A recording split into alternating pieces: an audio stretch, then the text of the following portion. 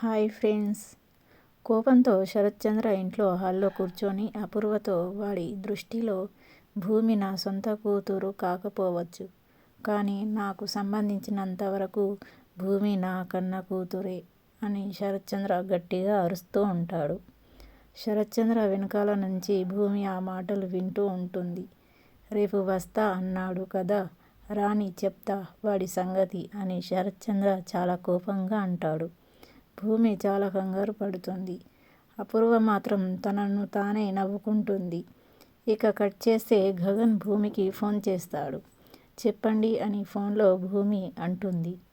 ఇన్నాళ్ళు నీ మనసులో నేను ఉన్నానా లేనా అని చిన్న తడబడితో ఆగాల్సి వచ్చింది, కానీ ఇప్పుడు ఆగాల్సిన అవసరం లేదు అని భూమితో గగన్ అంటాడు. కట్టుబట్టలతో నువ్వు అక్కడి నుండి మన ఇంటికి వచ్చేయి, రేపే మన పెళ్ళి అని గగన్ అంటాడు. ఇక భూమి చాలా షాక్ అవుతూ పెళ్ళా అని అంటుంది.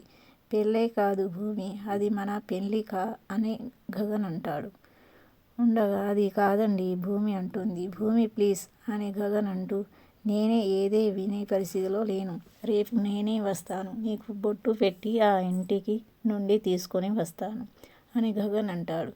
భూమి చాలా షాక్లో ఉండిపోతుంది.